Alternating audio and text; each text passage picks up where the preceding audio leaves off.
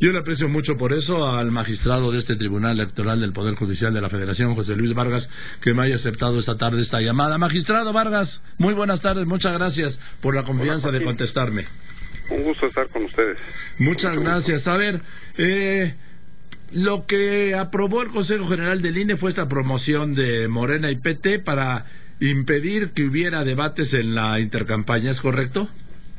Así es, ante una consulta que hizo el partido Morena respecto a justo la viabilidad de estos debates en el periodo de intercampaña, el INE contestó este cuestionario, digamos, estableciendo dos prohibiciones que a juicio del tribunal no fueron adecuadas. La primera tenía que ver con que no se podía participar en periodo de intercampaña en mesas de debate, mesas redondas o de análisis donde hubiera más de un candidato. Así es. Y la segunda es que no se podían organizar ningún tipo de debates en este periodo, sino que tenían que esperar los candidatos hasta el periodo de campaña. Cuando nosotros analizamos las demandas que fueron presentadas por la CID, por el candidato José Antonio Mid y por una televisora,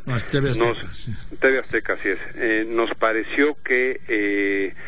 efectivamente no pasaba el test de constitucionalidad, toda vez que la Constitución en su artículo 6º y 7º es expresa y establece que nadie puede restringir ni la libertad de expresión ni la libertad de información, a excepto que sea una restricción prevista en ley, y particularmente establece que no hay ninguna autoridad administrativa lo puede hacer de motu propio. Entonces nosotros consideramos que eso era más que suficiente para revocar esa parte de la respuesta que da el Instituto Nacional Electoral por considerar que se excedía en sus facultades. Ahora también leí una parte de la argumentación que hablaba que es inconstitucional porque no se pueden establecer más limitaciones a la libertad de expresión que las expresamente señaladas en la ley, ¿es correcto? Sí, precisamente lo que consideramos, y ahí hubo una diferencia en torno al tratamiento del asunto, si bien la votación fue 7 votos a favor de revocar el proyecto del INE, 3 de los magistrados consideramos que se tenía simplemente que atender la cuestión de constitucionalidad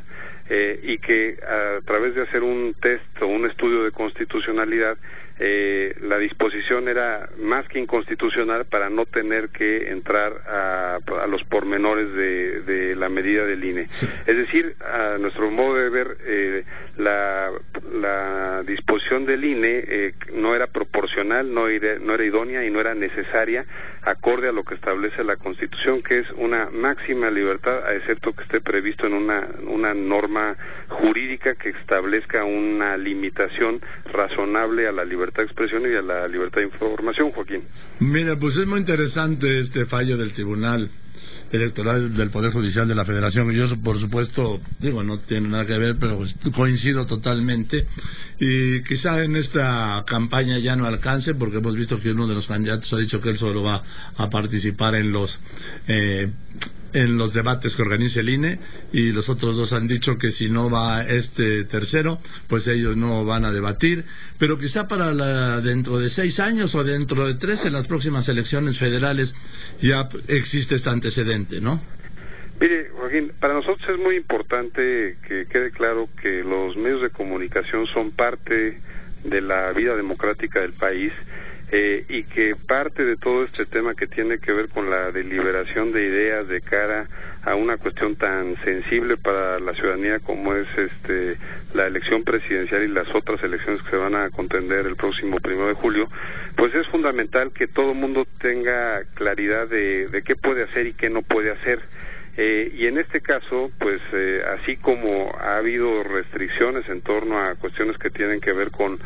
actos anticipados de campaña y cuál es el alcance que en este periodo de intercampaña pueden tener los debates, que básicamente es manifestar cualquier idea, excepto solicitar el voto o solicitar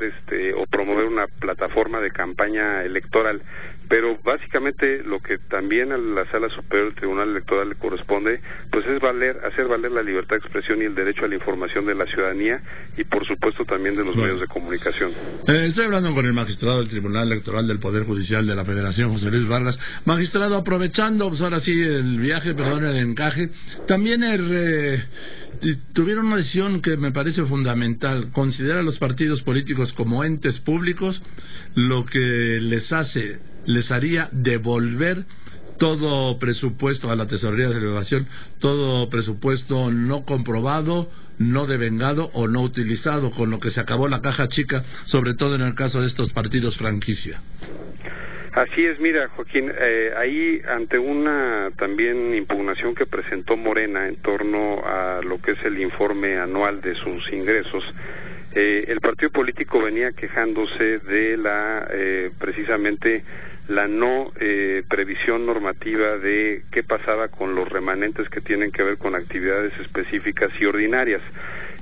Si bien la legislación y a través de una jurisprudencia del tribunal hemos regulado lo que tenía que ver con remanentes de gastos de campaña, no quedaba así claro en estos dos rubros, que es el gasto ordinario que cada año reciben los partidos para sus actividades normales. La verdad es que cuando hicimos el análisis y un servidor fue el ponente de ese proyecto, nos dimos cuenta que pues la verdad es que había ahí una omisión, que si uno analizaba todas las normas fiscales, no había razón de que los partidos se quedaran con un ahorro que uno no sabía cuál era su destino. Claro. Con lo cual, a partir de esta sentencia y para el año 2018, los partidos políticos tendrán la obligación de, si terminando el año fiscal, aquello que no se ejerció, devolvérselo a la Tesorería de la Federación. Eso no es nada distinto a lo que tenemos que hacer cualquier ente público que tiene a su cargo y a su disposición recursos públicos, y nos parece que si bien fue una resolución polémica porque fue 4 votos a favor y 3 en contra, sí nos parece que es una medida que pues va en la lógica de lo que la ciudadanía está esperando, que es transparencia en los recursos públicos, particularmente en lo que tiene que ver con el gasto al sistema electoral y a los partidos políticos, y pues ahora sí que el dinero que tienen destinado para usar lo pueden usar. Inclusive tienen la posibilidad, a través de disposiciones de la autoridad electoral, de poder hacer gastos multianuales para efectos de si tuvieran que tener alguna gasto que supere el año fiscal. Pero los adeudos bancarios, por ejemplo. Pues básicamente lo que nosotros estamos pensando es, por ejemplo, cuando tienen que ser remodelaciones y adquisiciones de cuestiones que superan el año fiscal. Pero también lo que es importante decir, Joaquín, es que hemos instruido al Instituto Nacional Electoral para que en un plazo razonable presente un lineamiento que tenga que ver con cuál va a ser la mecánica para devolver ese financiamiento, con lo cual todavía tienen todo este año los partidos para entender cuál es la mecánica, para pues obviamente adaptar sus procedimientos contables y para que al final de año veamos cuánto se está ahorrando en aquello que los partidos no utilizaron y que se devuelva a las arcas públicas. Esa es la finalidad. Qué bueno, porque además tampoco tiene mayor ciencia, ¿no, magistrado Vargas? Pues a ver, recibí tanto, gasté tanto, comprobé tanto, devengué tanto, aquí están las cuentas, esto me sobra. Digo, ni que fuera tan serio el mecanismo, porque, a ver, pues yo siempre he insistido que a dineros públicos, cuentas públicas.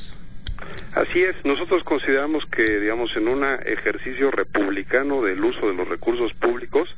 y entendiendo, como decía, un análisis de toda la normatividad que existe en torno al gasto público, inclusive hoy en día les puedo comentar que a partir de un par de años la auditoría de la Federación hace auditorías al Instituto Nacional Electoral y obviamente ahí está comprendido la bolsa de dinero de los partidos políticos en torno a si el gasto fue el adecuado o no, y nos parece que es simplemente ver de una manera integral el gasto público, en el cual ni las autoridades ni los partidos políticos deben estar exceptuados, Joaquín. Estoy totalmente de acuerdo, y nada más mencionar por último, magistrado Vargas, que este año los partidos políticos van a recibir 4.200 millones de pesos, y yo tengo entendido que los partidos grandes, son, pues no sé, serían más serios en sus cuentas, y no así estas franquicias políticas que han vivido siempre del erario. Pues mira, los recursos públicos, como está nuestro sistema electoral, es una prerrogativa fundamental del sistema de partidos para, pues, esto que hoy estamos viendo de las contiendas y todo lo que tiene que ver con la participación política. Y a mí esa parte, la verdad es que así es el sistema, y creo que hay que hacerlo valer y que los partidos puedan usar esas prerrogativas. Lo cierto es que cuando esas prerrogativas pues no se emplean, lo adecuado es lo que creo yo que es lo que resolvimos, que es que lo devuelvan. Claro. Y pueden volver a pedir el siguiente año el ejercicio presupuestal que requieran, y si su fuerza de votación se los da, pues tendrán acceso a eso mismo. En fin, pues qué bueno que hayan tomado estas dos decisiones, magistrado José Luis Vargas, y yo le aprecio mucho la confianza de haberme contestado el teléfono esta tarde. Encantado, Joaquín, es un gusto estar con usted y con todo el auditorio. Muchas gracias, le mando un saludo al magistrado del Tribunal Electoral del Poder Judicial de la Federación, José Luis Vargas.